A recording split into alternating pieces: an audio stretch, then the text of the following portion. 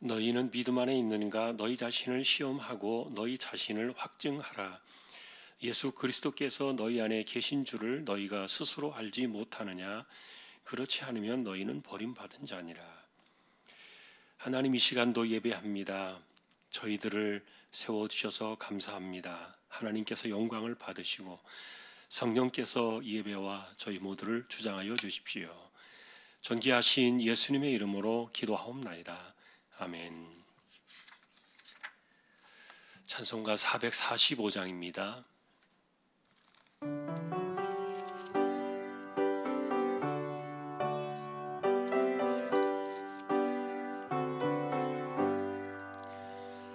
대산을 넘어 험곡에 가도 빛 가운데로 걸어가며 주께서 항상 지키시기로 약속한 말씀 변치 않네.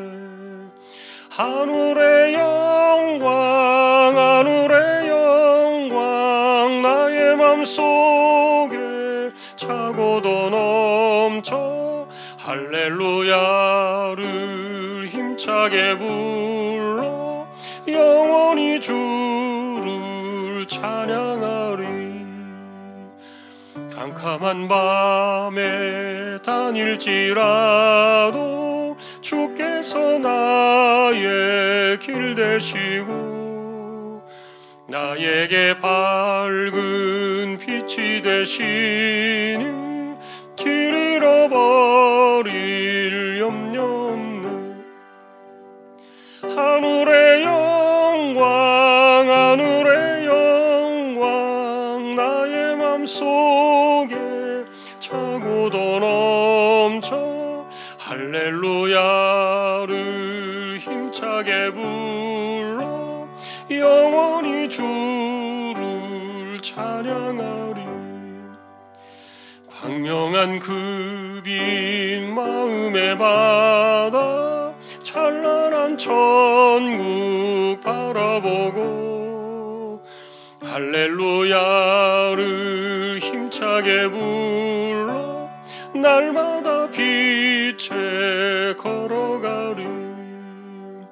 하늘의 영광 하늘의 영광 나의 맘속에 차고도 넘쳐 할렐루야를 힘차게 불러 영원히 주를 찬양하리.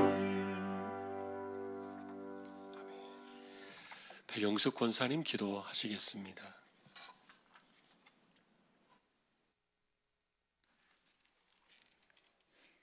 하나님 아버지, 은혜와 사랑에 감사드립니다.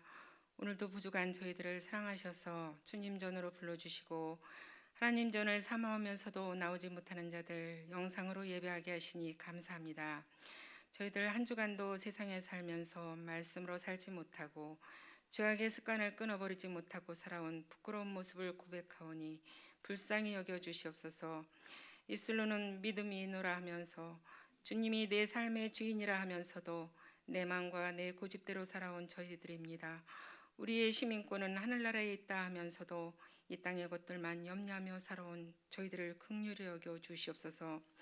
코로나가 장기화되면서 혼란한 시대를 살고 있지만 여기까지 지켜주신 에베네셀의 하나님, 때를 따라 여러 모양으로 도와주시니 감사합니다. 그러나 원하옵기는 어서 속히 안정된 생활을 할 수 있도록 은혜를 베풀어 주시옵소서. 이 나라와 이 민족과 교회들을 든든히 붙잡아 주시옵소서. 모두가 하나님을 두려워할 줄 아는 자들이 되게 하시고 하나님의 축복을 감사할 줄 아는 지도자들이 되게 하시옵소서. 우리 주왕의 가족들 지켜주시옵소서. 어린아이부터 소망부에까지 이르기까지 코로나 시대에도 한 사람도 낙오된 자 없도록 우리의 삶을 이끌어 주시고 인도하여 주시옵소서. 이 시간도 슬픈 자 위로하여 주시고 몸이 아픈 자들 주님의 손으로 안수하여 주셔서 깨끗함을 받을 수 있도록 도와주시옵소서. 말씀을 선포하실 목사님 붙들어 주시고 저희들은 은혜의 시간이 될 수 있도록 도와주시옵소서. 이 예배를 홀로 영광 받아 주시기 원하며 예수님의 이름으로 기도드립니다.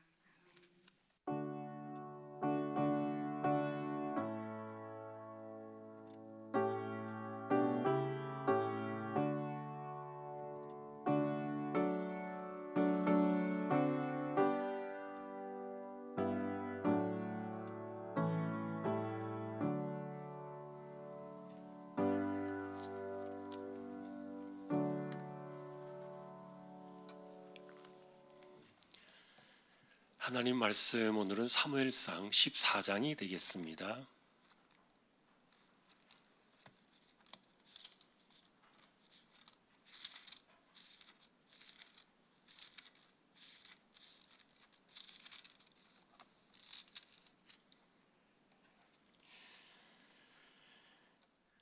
오늘은 23절까지만 교독하겠습니다. 하루는 사울의 아들 요나단이 자기의 무기를 든 소년에게 이르되 우리가 건너편 블레셋 사람들의 부대로 건너가자 하고 그의 아버지에게는 아뢰지 아니하였더라.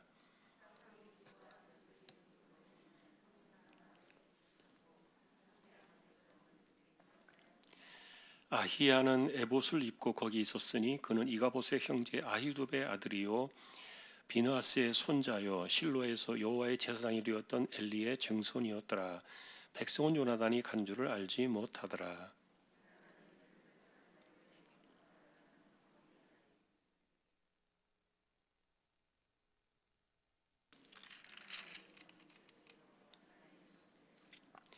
한 바위는 북쪽에서 믹마스 앞에 일어섰고 하나는 남쪽에서 게바 앞에 일어섰더라.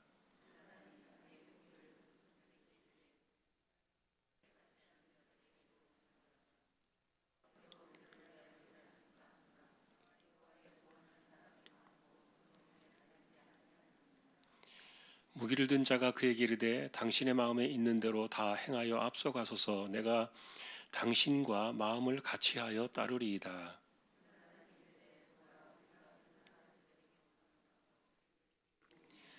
그들이 만일 우리에게 이르기를 우리가 너희에게로 가기를 기다리라 하면 우리는 우리가 있는 곳에 가만히 서서 그들에게로 올라가지 말 것이요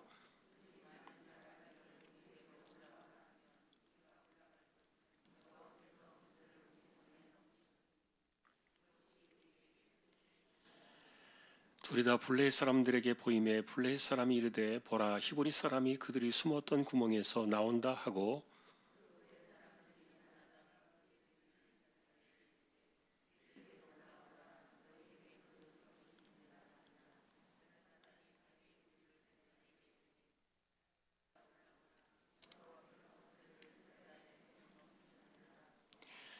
요나단이 손발로 기어 올라갔고 그 무기를 든 자도 따랐더라. 블레셋 사람들이 요나단 앞에서 엎드러짐에 무기를 든 자가 따라가며 죽였으니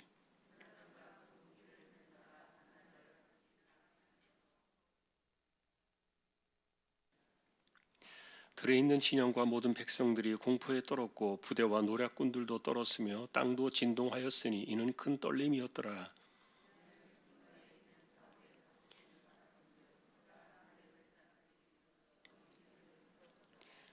사울이 자기와 함께한 백성에게 이르되 우리에게서 누가 나갔는지 점호하여 보라 하여 점호한즉 요나단과 그의 무기를 든 자가 없어졌더라.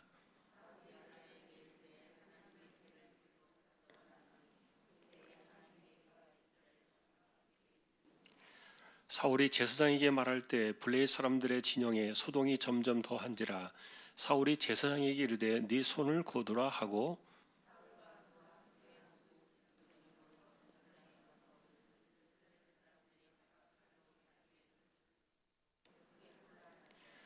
전에 블레셋 사람들과 함께하던 히브리 사람이 사방에서 블레셋 사람들과 함께 진영에 들어왔더니 그들이 돌이켜 사울과 요나단과 함께한 이스라엘 사람들과 합하였고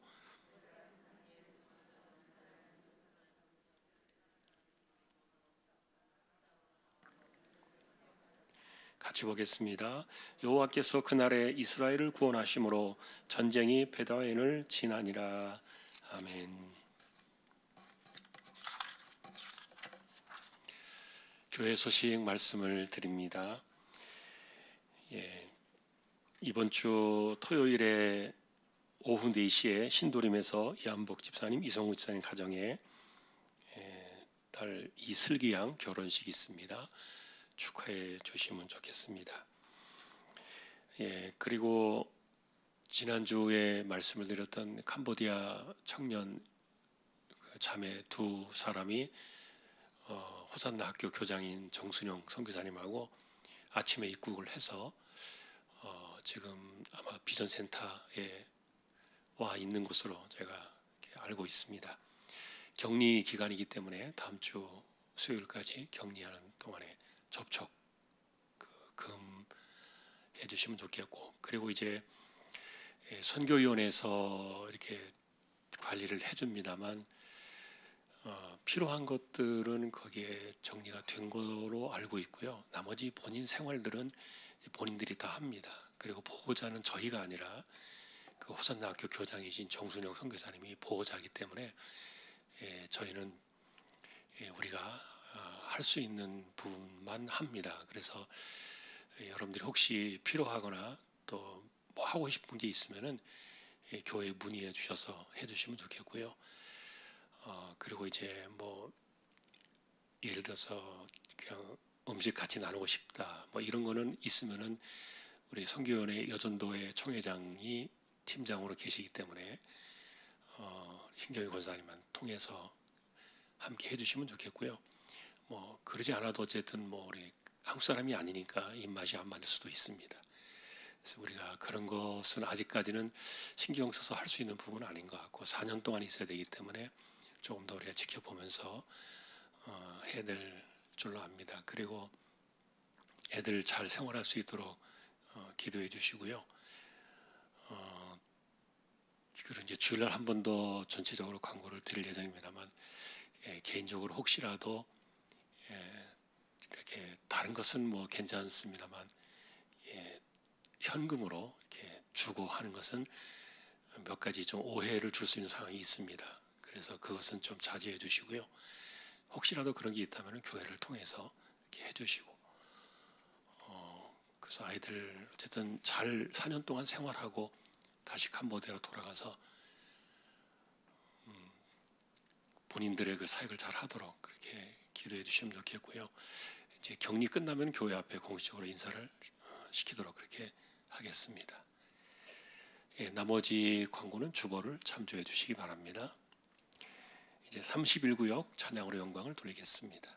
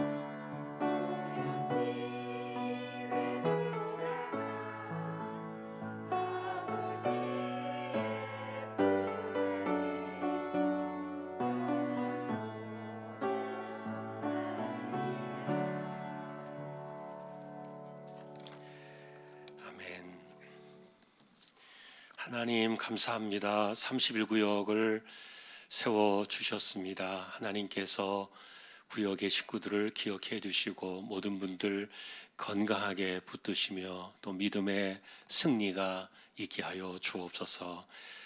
말씀을 상고하려고 합니다. 이 시간도 부족한 종과 저희 모두에게 말씀으로 임재하여 주옵소서. 존귀하신 예수님의 이름으로 기도합니다. 아멘.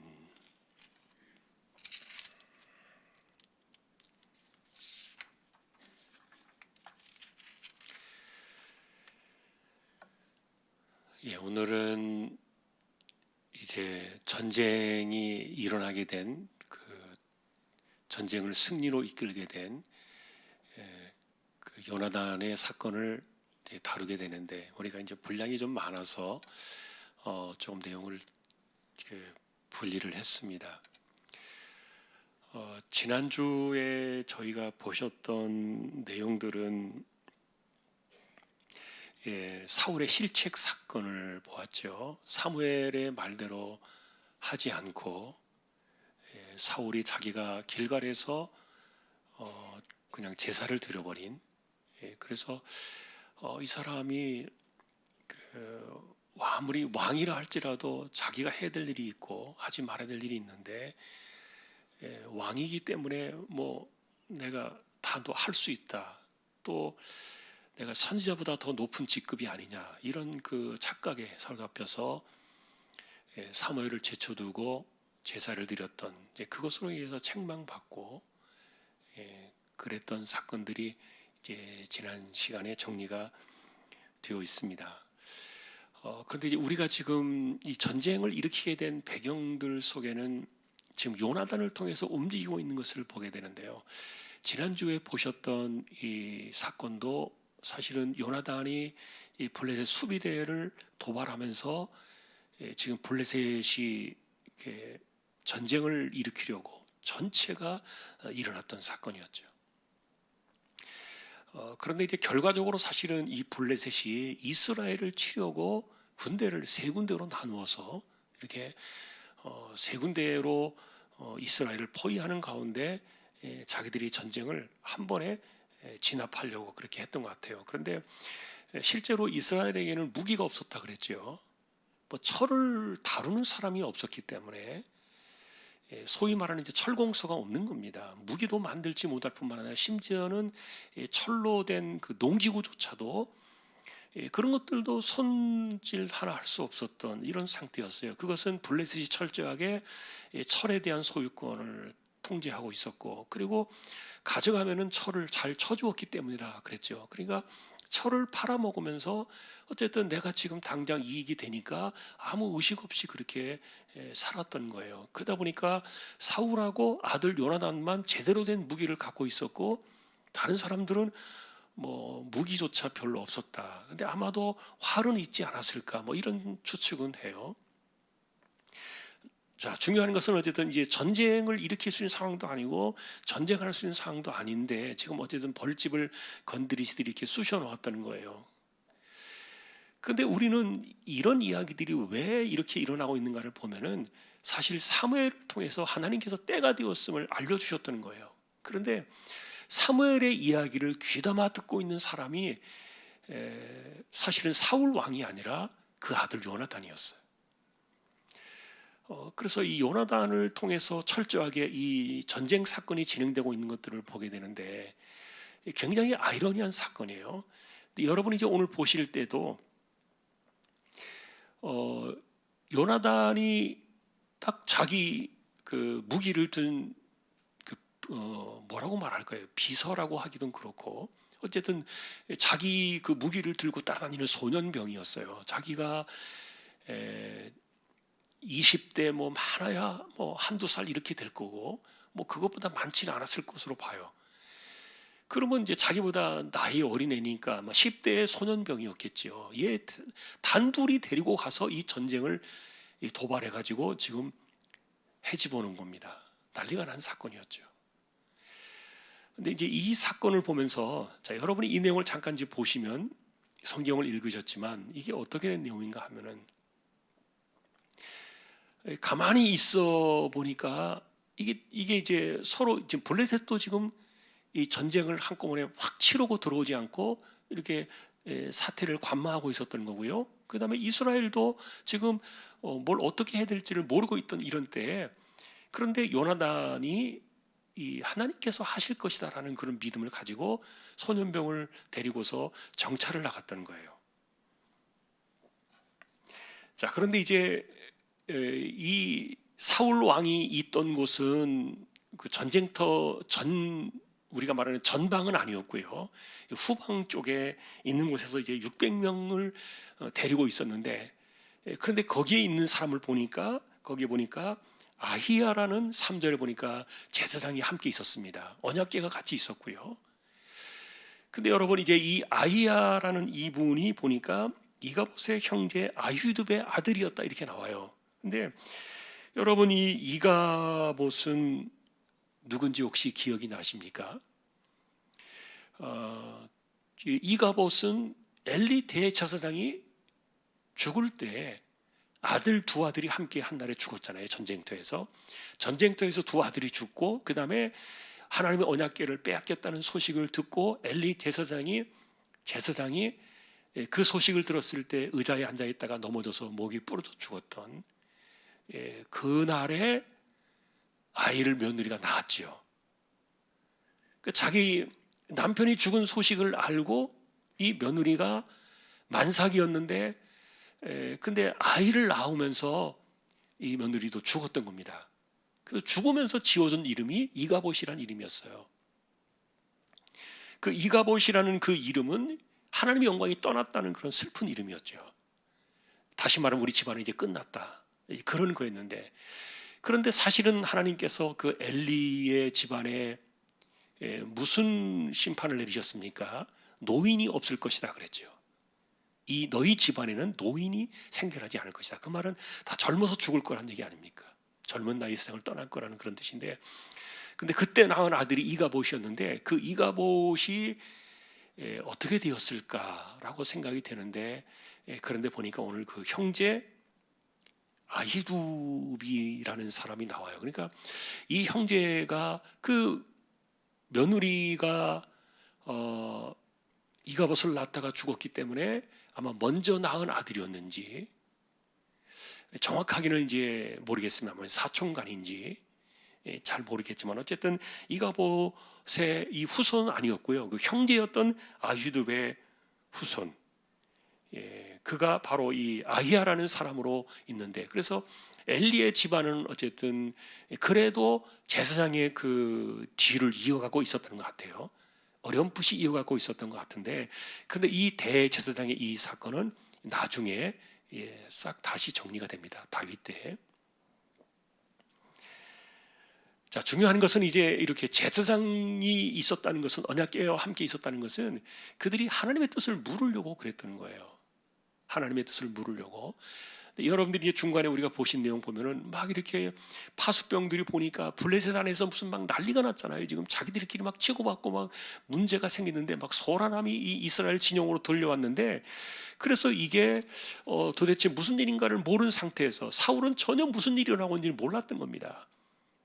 그래서 이제 그때 급하게 이 아히야 대제사장을 불러다가 언약궤를 가져다가 어떻게 좀 하나님께 좀 물어봐라, 어떻게 좀 답답하다, 이게 어떻게 될 건지 좀 알아봐라, 이렇게 했는데, 보니까 사태를 딱 관망해 보니까 이게 자기들끼리 막 죽이고 죽고 막 이러는데 이스라엘이 손대지 않아도 될 만한 그런 상황이 벌어지고 있었다는 거예요.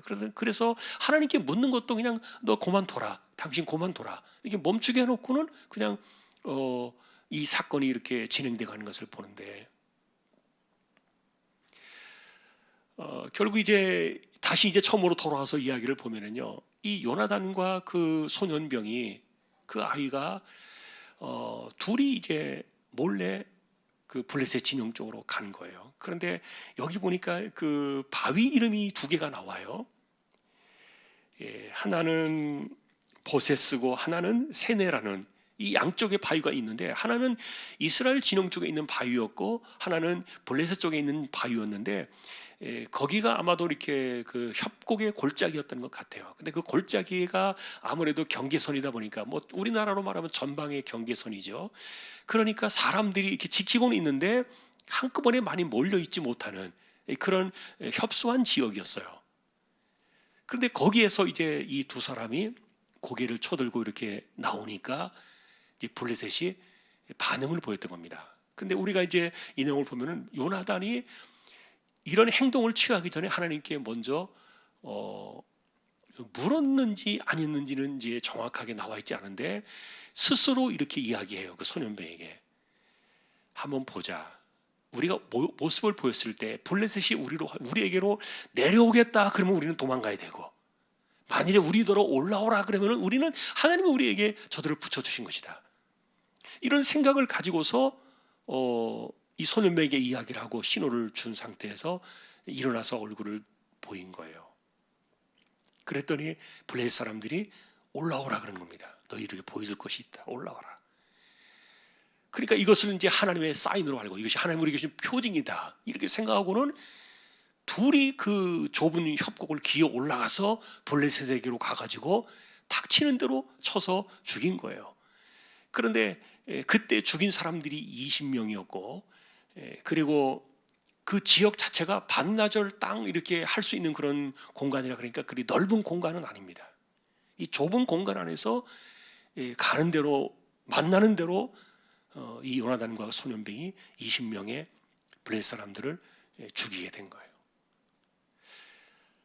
자, 그런데 이 사건이 일어나고 나서 문제는 뭐냐면은 블레셋 사이에 블레셋 진영 속에 큰 진동이 일어난 겁니다.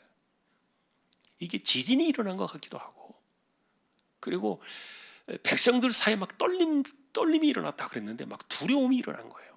그 말은 지금 이스라엘이 숨어 있다가 지금 기습적으로 우리를 치려고 일어났다는 이런 그 생각이 그 블레셋에 확 들어오면서 서로 막 우왕좌왕하는데 막 그 도망가기 바쁘고요.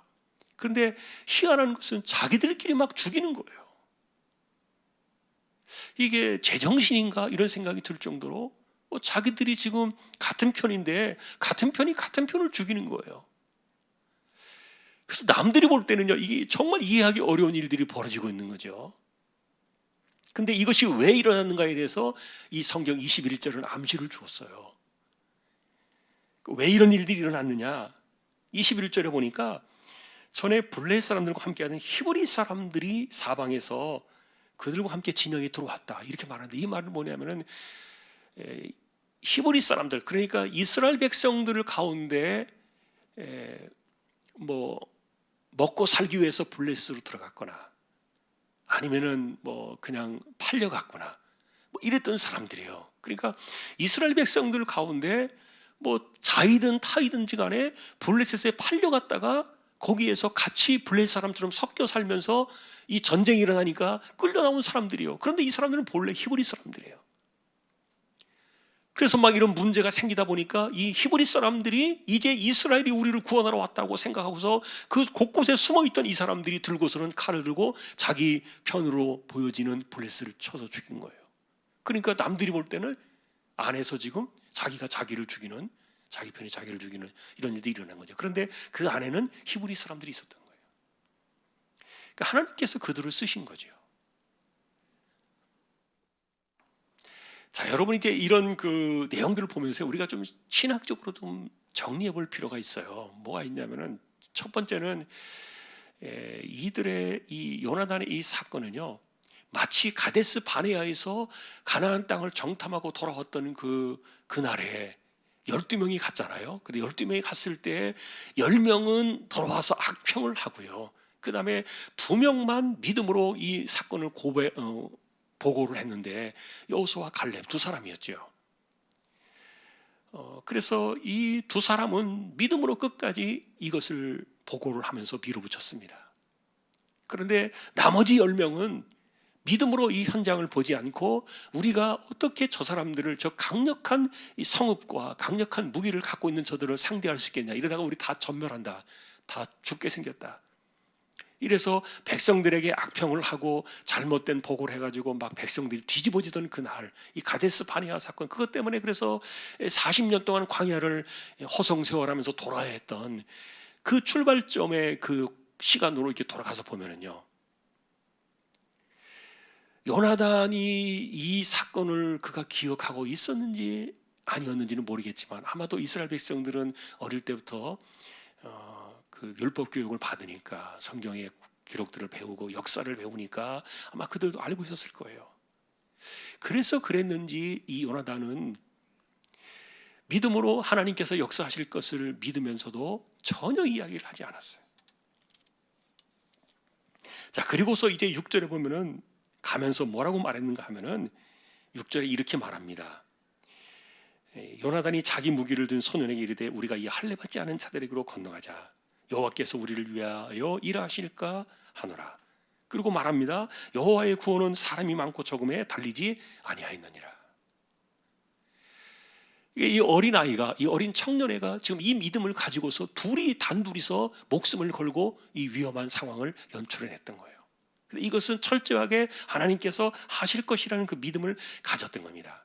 그런데 이 아이들의 이 두 명의 모습이 가데스 바네아 사건으로 연상되어진다고 말씀을 드린 것은, 만일에 이야기를 했다면, 여러분 만일에 아버지 사울에게 우리 둘이 정탐하러 하나님께서 우리를 지켜주시고 이기게 하실 것인데 우리가 한번 확인하러 올라갈게요 라고 말했다가는 아버지한테 아마 불효령이 났을 거예요. 이 정신 나간 어린애가 죽으려고 지금 너 작정했냐, 아마 말도 못 꺼낼 뿐만 아니라 올라가지도 못하게 했을 겁니다. 더군다나 이것을 만일에 이스라엘이나 많은 사람들이 알렸다면 어쨌든 이것은요, 전체적으로 우리 지금 다 죽이려고 너 작정하느냐, 예를 들어서 막 때로 달려들어가지고 이 요나단과 이 소년병을 죽이려고 했을 거예요. 그래서 이 아이는 말하지 않아요. 전혀 말하지 않았어요. 그런데 이 아이가 이 무모한 행동을 한 것이 아니라 그것은 하나님께서 사무엘을 통해 주셨던 그 승리에 대한 약속에 대한 그 믿음을 갖고 있었기 때문이에요. 여러분이 이런 모습들을 볼 때 이게 참 잘하는 겁니까? 그래도 의논해야 된다고 생각합니까? 예를 들면 여러분 이런 것들이 결과적으로는 잘 됐어요. 결과적으로는 잘 됐는데 그래도 그 과정이 틀렸다. 어떻게 이 이스라엘 전체가 죽을 수도 있는 이 엄청난 사건을 하면서 둘이서 이렇게 하나님만 믿고 그냥 이렇게 할 수 있느냐, 이렇게 이야기할 수도 있는데, 그런데 여러 판단은 여러분들이 하실 수 있겠습니다만 결과적으로 우리가 믿음으로 하나님께서 원하신 것을 할 수 있는 방법이 뭐냐에 대해서 생각은 해봐야 돼요. 어떤 것이 과연 하나님께서 기뻐하시는 방법일까요? 왜냐하면 하나님께서 하시려고 하는데 이 전체적인 이스라엘 백성들 가운데서 유일하게 쓰임받은 사람이 요나단밖에 없었다는 거예요. 아까도 말했던 그 언약궤를 지키고 있었던 아이야 대제사장조차도 하나도 전혀 묻지 않았고요. 그리고 사울 역시 이 사람이 하나님의 뜻에 대해서는 전혀 관심이 없어요. 자기가 왕이 되었다는 생각이 벌써 도취되어 있었고. 그러니 이런 상황 속에서 여러분들이 보실 때는 의논을 했어야 옳습니까? 아니면 의논하지 않고 이렇게 믿음대로 저지르는 것이 옳습니까? 아마 이것에 대해서 여러분이 답변 내놓기는 어렵겠죠. 자, 어떤 방식이 옳으냐를 떠나서 그러나 우리가 첫 번째 결론을 내린다. 무조건 어쨌든 하나님의 뜻은 이루어져야 한다는 거예요. 하나님의 뜻은 이루어져야 된다. 그리고 하나님의 방식을 어쨌든 누가 순종하고 따라갈 것이냐를 보는 거예요. 굉장히 중요한 관점이에요. 그래서 하나님의 일들은요, 믿음의 사람들을 통해서 이루어가지 전체적으로 이렇게 움직여가는 게 아니에요.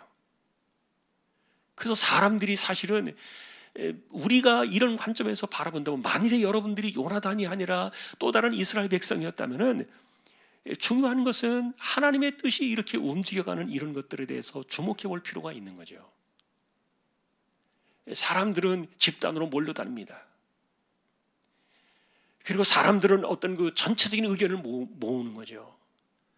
그래서 사람들이 많이 모여 있고 사람들의 의견이 뭉쳐지는 것에 그것이 진리라고 생각하는 인간의 생각이 있어요. 판단이 있어요. 그러나 하나님의 뜻은요, 희한하게도 어쨌든 세상이 가는 방식과 달라요. 사람이 보는 방식으로는 절대 하나님의 일을 볼 수가 없어요. 그래서 요나단은 이 비밀스러운 이 계획을 자기 혼자 가지고 이 일을 진행했던 거예요. 그래서 요나단과 이 사울의 이 비교가 많이 되고 있는 거고요. 자, 그러나 이제 또 하나 생각해 볼 때 이 소년병 아이는요, 자기 목숨을 걸고 요나단에게 목숨을 맡긴 거예요. 이건 죽을 수밖에 없는 그런 상황이거든요. 둘이 올라가서 뭘 할 수 있겠습니까? 그런데 이 소년병 역시 요나단의 그 믿음을 바쳤어요. 그래서 이걸 보면은 참 동역자가 귀하구나. 믿음을 함께할 수 있는 사람들이 곁에 있다는 것이, 만일에 이 소년병이 이 요나단을 말렸더라면 유일하게 자기의 이야기를 말해 주었을 때 소년병마저 막았더라면 아마 요나단이 이렇게 할 수 있었을까? 못했을 거예요. 근데 이 아이도 목숨을 걸었어요. 내가 함께 하겠습니다. 믿음대로 하십시오. 참 이런 것들이 귀한 거예요. 이런 그 작은 모습들이 하나님의 큰 일들을 이루어가는 것, 우리가 한번 주목해 보는 겁니다. 그리고 조금 전에 이야기했던 것처럼 이 요나단이 한 이야기가, 여호와의 구원은 사람이 많고 적음에 달리지 않았다라는 이 이야기가요, 이때로부터 세월이 흘러가지고 한 200년 지났을까요? 200년 정도 지나서 이 이야기를 그대로 끌어온 사람이 있어요. 누구냐면 아사라는 왕이에요. 아사왕. 유대 왕 가운데 아사라는 왕이 있었는데, 이 아사라는 왕 시절에 구스 사람 세라하고 전쟁이 났습니다. 그때 이 구스의 군대는 100만이었고요. 그리고 이 아사의 군대는 다 끌어모아 가지고 58만이었습니다. 2배의 세력이었어요. 그런데 200~300년이 지난 이후에 이 아사의 입에서 똑같은 이야기가 나와요.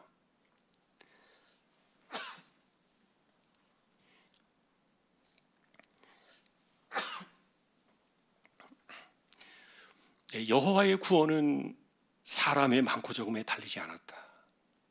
이 이야기를 합니다. 그래서 여러분, 이런 이야기들은요, 사실 우리는 이렇게 성경을 통해서 한 번에 이렇게 보지만 그 사람들은 이게 다 구전을 통해서 전해지는 거예요. 구전.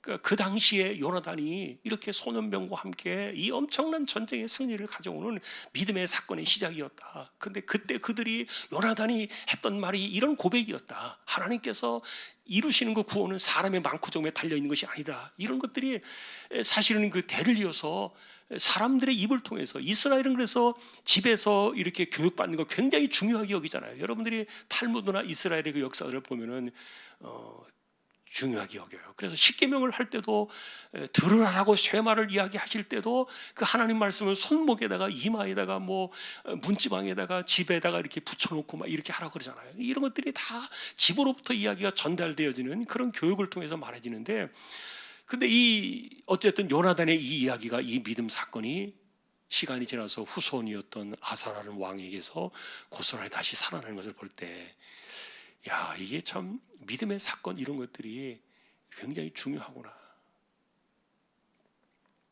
그렇게 말을 할 수 있다는 것 자체가, 이런 믿음을 갖고 있었다는 것 자체가, 그리고 그것을 행동으로 옮긴 사람이 이 아들 요나단 하나밖에 없었기 때문이에요. 자, 그리고 또 하나 우리가 정리해 볼 게 있습니다. 그것은 뭐냐면은, 이 아이들이 올라가서 둘이 결정을 하고 결심을 하고 목숨을 내걸 작정을 하고서 블레셋에게 기어갔을 때, 그들에게 가까이 갔을 때 고개를 내밀고 블레셋에게 보였을 때, 아까 말했던 것이 있잖아요. 그들이 우리를 보고서 우리에게로 오겠다 그러면 우리는 죽는 거고, 우리더러 올라오라 그러면 하나님은 우리에게 이기게 하시겠다는 표징이다 라는 이야기를 해요. 그런데 이 이야기를 이 소년병에게 이 요나단이 하는데, 이 말을 하나님께서 주신 생각이었을까? 이런 의문이 들어요. 이게 하나님께서 주신 생각이었을까? 아니면은 하나님께서 요나단에게 이렇게 하라고 가르쳐 주신 것일까? 이런 생각이 드는데, 그런데 실제로 하나님께서 요나단에게 그런 것들을 계시하셨다는 암시는 없어요. 그러니까 요나단 스스로가 마음속에 생각을 한 겁니다. 만일에 하나님께서 우리에게 승리를 주시려고 한다면 우리를 분명히 올라오라고 말하게 할 것이다, 이렇게 본 거예요. 왜냐하면 아까도 말했던 것처럼 이 길은 협곡이에요. 바위 위에서 벌어지는 그 조그마한 그 골짜기 같은 그런 곳이기 때문에 이것은 이제 먼저 어떤 그 선제 공격하듯이 치고 올라가면서 그 자신감을 가지고서 준비된 사람이 이길 수 있는 그런 확률이 높은 그런 지형이에요. 그러니 블레셋이 올라오라 그랬을 때 이 두 사람이, 요나단과 소년병이 올라올 때는 자기들을 치러 올라오는지를 블레셋은 전혀 생각지 못하고 있다가 갑자기 기습적으로 공격을 당해가지고 죽은 거예요, 20명이. 그래서 이런 그 아마 지형적인 그 상황을 고려해서 요나단이 마음속으로 그렇게 생각을 했던 것 같아요. 그러니까 여러분, 이런 것들을 보면은 기드온 생각나지 않습니까? 기드온이 너 사사로 이 땅을 구하라. 그럴 때 기드온이 하나님 앞에서 내가 사사로 세움 받았는지, 나에게 승리를 줄 것인지 안 줄 것인지 자기는 여전히 확신을 할 수 없었기 때문에, 의심이 있었기 때문에 이것을 갖다 거두어 주시기 위하여 하나님께서 좀 표징을 달라 그래가지고 두 번의 표징을 하잖아요. 한 번은 그 양털에 이슬이 젖는 것, 옆에 땅은 마르고요. 또 한 번은 반대로 땅은 젖고 양털만 뽀송뽀송하게 말라있는 것.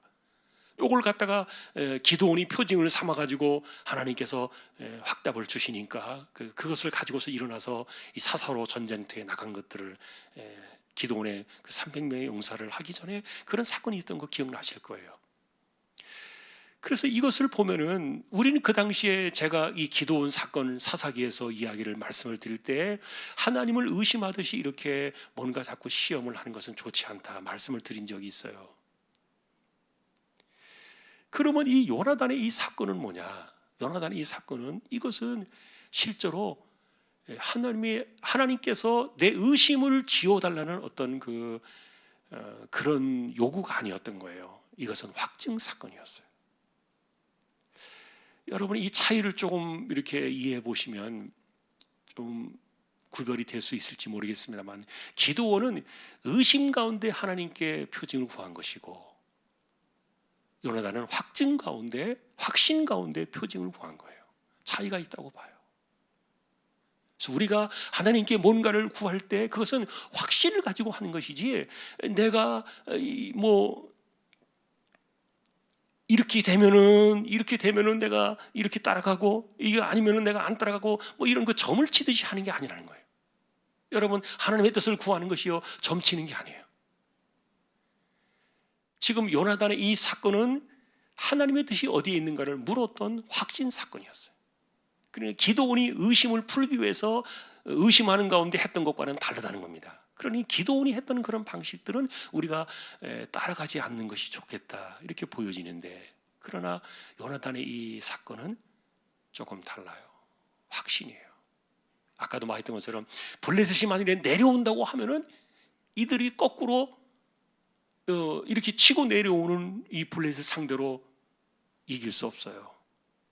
그러니까 이들이 만약에 내려오겠다 그러면은 우리는 끝난 것이고, 하나님께서 우리를 그냥 버려두신 것이고, 그러나 만일에 그들이 우리를 올라오라 그런다면 올라가서 어쨌든 그들을 상대해가지고 준비되지 않은 그들을 이긴 거니까 하나님 우리를 붙이실 것이다.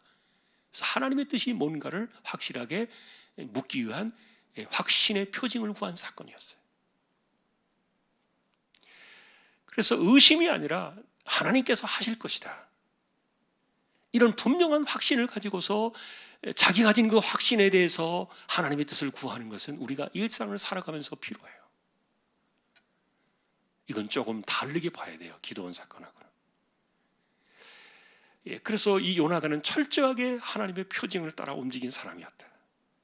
그냥 무모하게 목숨을 그냥 걸고서 이렇게 자기가 용맹을 과시하기 위해서 한 것이 아니었다는 거예요. 자, 그런데 이제 요나단이 들어가서 보니까 하나님께서 뭘 준비하셨던 겁니까?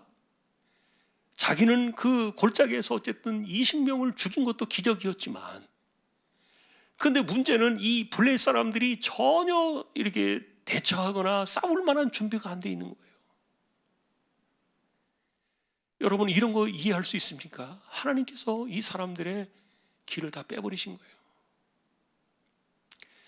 소위 말하는 여러분 우리가 가나안 시절에 그런 것들을 보았죠. 여호수아 시대 때 이스라엘 백성들이 상대하려고 하면은 그 여리고 사람들이요, 여리고 성을 돌 때 예를 들어서 아무 준비 없이 돌잖아요. 이스라엘 백성들이 그것도 일주일 동안. 그러니까 안에 있던 사람들이 문 열고 칼 들고 나와가지고요, 칼 들고 나와가지고 만일에 돌고 있었던 이스라엘 치면요 그냥 완전히 이거는 뭐 전쟁 하나만 하는 거예요. 그런데 그들은 문조차 열지 못했어요. 이거 왜 그랬습니까? 하나님께서 여리고 성 안의 사람들의 마음을 간담을 서늘하게 높게 하셨다 그랬거든요. 그러니까 하나님께서 마음을 건드리시는 거예요. 무기를 손대거나 이런 것이 아니라 사람들의 그 마음을 딱 붙들어 매셨다는 거예요. 그러니까 이 손발을 올려가지고 이들을 상대할 만한 그런 의지가 없어져 버린 거예요. 그냥 맥없이 이 두 사람의 이 칼에 그냥 20명이 죽어나다 버렸는데, 그런데 이렇게 밑에서 바라보고 있었던 사람들, 이스라엘이 갑자기 쳐들어 나와가지고 막 자기 블레 사람들 죽인다는 이 소식을, 이걸 그들이 오해를 하고서요 전체 이 블레셋 진영 속에 이 소문이 막 그 무섭게 퍼지기 시작한 건데, 이것도 하나님께서 그들의 마음을 간섭하셨다 그렇게 봅니다. 그리고 큰 땅에 떨림이 있었다는 것은 아마도 이 지진 같은 그런 진동 사건이 있었던 것으로 보여져요. 그러니까 천재지변 비슷하게 약간 이런 것들도 일어나고, 그리고 하나님께서 그 안에 히브리 사람을 숨겨놓으신지 어떻게 알겠어요? 아무도 알 수 없는, 이건 아무도 알 수 없는 일인데, 근데 그 히브리 사람들이 일어나서 자기 편을 죽이니까, 똑같은 복장을 하고 똑같은 그 무기를 들고 있던 사람이 자기 편을 죽이니까 다른 사람들도 덩달아 내가 죽지 않으려고 막 서로 죽인 거예요. 이런 일들이 인간적인 이 계획과 전략 가지고 이게 되는 일이 아니에요. 하나님께서 이렇게 다 예배해 놓으신 것들을 한 건데, 결과적으로 어쨌든 이 사건들을 진행하고 만들어낸 사람이 요나단이었다. 요나단의 이 믿음에 대한 행동이 아니었다면 아무도 이런 일들을 할 수 없었을 거예요. 그래서 우리는 이것을 알리지 않고, 아무도 이 사실을 알리지 않았어요. 그 나중에 이제 사울이 전쟁이 막 일어나고 있는 것을 보면서 점호를 해보니까 딱 2명이 빈 거예요. 자기 아들 요나단하고 무기를 든 소년병 딱 둘이 비어 있는 것을 알았는데, 그 전까지도 전혀 알지 못했던 거죠. 그래서 우리가 처음에 질문을 드렸던 거예요. 하나님의 일들을 할 때 사람들이 어떻게 반응하느냐 하는 것은, 그것으로 하나님의 일들을 결정하기가 어려울 때가 있다. 과연 무엇이 옳은가? 자, 이것은 제가 이 사건 가지고 여러분들에게 정확하게 말하지 못했다 말씀을 드렸고요. 어떤 것이 옳으냐에 이 요나단의 상황이 우리의 상황에 언제나 답은 아닐 수도 있기 때문에, 자, 그러나 우리는 한 가지 분명한 것을 봐요. 확실히 하나님의 이런 믿음의 사람을 통해서만 움직여진다. 확실히 하나님의 이런 믿음의 사람을 통해서만 역사하신다. 우리는 그걸 보는 거예요. 그러니 믿음이라는 게 뭡니까? 말씀 그대로 따라가는 거잖아요. 아무도 귀를 기울이지 않았어요. 아무도 신경을 쓰지 않았어요. 그런데 이 사무엘의 말을 염두에 두고서 머릿속에 기억하고 하나님께서 하신다는 그 믿음을 가지고 나가는 것은 바로 이 아들 하나밖에 없었던 거예요. 참, 여러분, 이 아들이 나중에 아들이 되었다면 얼마나 이스라엘이 좋았을까요? 사울 아버지하고는 비교가 안 될 정도로 훌륭한 믿음의 아들이죠. 사실 이 아들 때문에 다윗도 여러 번 죽을 뻔했던 그 위기에서 살아났고요. 그래서 이 요나단은 아버지와는 달라요. 굉장히 믿음의 청년이에요. 이 아까운 청년이 사실은 젊은 나이에 죽었습니다만, 요절을 합니다만, 우리는 이제 이 요나단의 이 사건을 보면서 믿음 사건을 주목해 보는 겁니다. 지금 일어난 사건들을 제가 이렇게 좀 여러 가지로 정리를 이렇게 했는데, 결국 우리는 요나단의 이런 행실이 우리에게 어떤 영향을 미치는가, 내가 본받아야 될 것은 뭔가, 이런 것들을 남긴 구절입니다. 여러분이 만일에 이 성경을 다시 정리하면서 여러분의 삶에 가져가시려고 한다면 여러분이 요나단에게서 무엇을 배울 수 있겠습니까? 어쨌든 믿음으로 간다는 것은 환영받을 만한 일은 아닐 수도 있다는 거예요. 믿음으로 하는 것이 사람들의 반드시 지지와 박수와 환호를 받는 것은 아닐 수도 있다는 거예요. 그럼에도 불구하고 하나님께서는 어쨌든 믿음으로 살아가는 사람들을 쓰신다. 그들을 통해서 역사는 이루어지고 그들을 통해서 하나님은 하나님의 뜻을 이 땅에 펼친다. 자, 우리에게 중요하게 남겨진 이런 그 교훈들, 결론들, 이것을 기억하면서 우리가 요나단을 바라볼 때 내가 무엇을 배우면 좋을까? 내가 어떤 마음으로 살아가야 할까? 다시 한번 정리가 되어지고 또 하나님의 영광이 또 하나님의 뜻이 믿음의 삶을 통해 나타날 때 그 현장이 바로 여러분이 될 수 있기를 존귀하시는 주님의 이름으로 간절히 축원합니다. 찬양을 드리겠습니다. 442장입니다.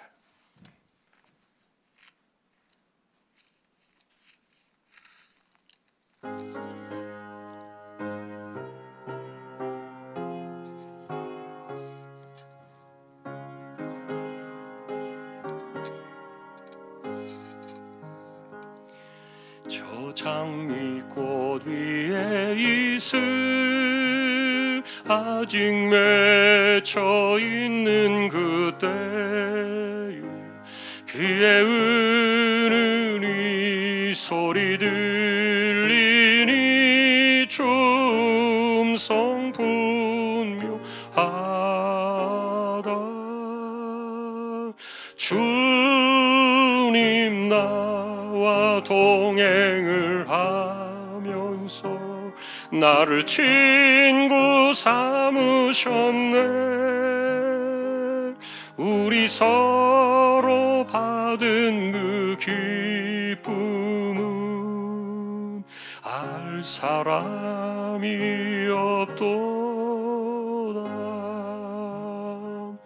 그 청한 주의 음성 우는 새도 잠잠케 한다. 내게 들리던 주의 음성이 늘 귀에 쟁쟁하다. 주님 나와 동행을 하면서 나를 친구 삼으셨네. 우리 서로 받은 그 기쁨은 알 사람이 없도다. 밤 깊도록 동산 안에 주와 함께 있으려 하나. 괴로운 세상에 할 일 많아서 날 가라 명하신다. 주님 나와 동행을 하면서 나를 친구 삼으셨네. 우리 서로 받은 그 기쁨은 알 사람이 없도다.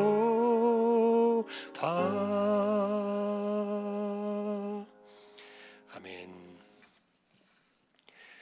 오늘도 저희가 믿음을 생각합니다. 하나님의 말씀을 붙잡고 하나님의 뜻이 이루어지기를 바라며 사는 것, 그것이 그의 나라와 그의 의를 구하는 하나님의 방식임을 오늘도 기억하며 우리가 하나님의 말씀과 하나님의 뜻, 하나님의 영광을 위한 것에 우리의 삶을 드릴 때 모든 것을 다하시는, 그리고 그 안에 이와 같은 하나님의 놀라운 계획들이 펼쳐져 있음을 우리가 기억하며 오늘도 우리는 요나단 같은 믿음을 가지고 이 세대를 살아가려고 또 작정을 하고 또 그런 것이 내 삶에 무엇을 고쳐야 되고 내가 무엇을 배워야 하고 내가 무엇을 따라가야 하는가를 깨달을 수 있는 그와 같은 지혜들을 우리에게 허락하여 주시기를 원합니다. 하나님 아버지, 하나님께서는 지금도 믿음의 사람들을 통하여 일을 하시고 믿음의 사람들을 통하여 하나님께서 하나님의 일들을 쓰시는 것을 우리가 기억하며 우리가 이 땅을 살아가는 가운데 하나님의 손에 쓰임받는 사람이 되어 하나님의 일들을 드러내며 하나님의 영광을 드러내며 사는 것이 얼마나 영광스러운 것이니 얼마나 귀한 삶인지를 우리가 다시 한번 기억하며 오늘 우리가 하나님의 뜻에 우리의 삶에 초점을 맞춰 하나님께 우리의 인생을 드리며 온전히 하나님만 따라가는 우리 모두 되게 하여 주옵소서. 조항의 식구들을 의탁합니다. 이재용 집사님, 최태경 청년, 신비한 집사님, 조인성 청년, 김한솔 청년, 백형래 집사님, 조말순 집사님, 연약한 이들을 붙들어 주시고 암치료하시는 분들 오늘도 그 몸에 새 힘을 주시고 또한 연세 많으신 분들 기력을 붙드시며 맑은 정신 총기가 흐려지지 않게 하여 주옵소서. 오미크론으로 인해서 여러 가지 혼란이 있습니다. 이제는 각자가 이렇게 또 관리를 해야만 하는 내팽개쳐처럼 같은 이런 혼란 속에 저희들이 이 시간을 지나고 있는데 하나님 무탈하게 지켜주시고 또한 하나님 아버지 혹시라도 감염되는 일들이 있다 할지라도 아무 일 없이 안전하게 잘 지나갈 수 있도록 하나님 붙들어 주시고 주장하여 주시기를 소망합니다. 하나님께서 지금까지 지켜주신 것처럼 이후에도 지켜주시고 안전하게 모든 것들이 정리가 되어지고 마무리될 때까지 교회를 하나님께서 지켜주시며 또한 우리 주왕의 가족들의 삶을 주장하여 주옵소서. 오늘도 선교지를 하나님 기억해 주시고 또 개척된 교회와 하나님의 나라와 백성들 오늘도 붙들어 주시기를 원합니다. 교회 안팎을 하나님께서 지켜주시고 주일학교를 특별히 기억하여 주옵소서. 우리 주왕의 식구들 어디에서 무엇을 하든지 언제나 믿음의 눈으로 세상을 바라보며 내 삶 속에서 하나님이 이루시기를 원하는 하나님의 뜻을 따라 믿음으로 결단하고 믿음으로 기도하며 믿음으로 승리하며 살아가는 언제나 그래서 하나님 주시는 표징을 따라 살아가기를 소망하는 거룩한 백성이 되어 이 세대 속에서 믿음을 확증하며 승리하는 우리 모두 다 되게 하여 주옵소서. 예배를 마치고 돌아갑니다. 이 한 주간의 삶도 우리를 지켜주시기를 믿음으로 붙들어 주시기를 다시 한번 주님의 이름으로 간절히 소망하오며 우리 주님 예수 그리스도의 은혜와 하나님 아버지의 사랑과 성령님의 감동, 위로, 인도, 교통, 충만하심이 믿음의 사람을 쓰시는 것을 기억하며 오늘도 우리가 하나님의 뜻이 가는 곳에 인생을 걸고 하나님의 뜻이 있는 곳에 삶을 들이며 하나님의 하나님 되심을 확증하며 승리하기를 원하는 우리 모든 심령들 주왕의 가족들 위해 이제로부터 영원까지 함께 있을지어다. 아멘.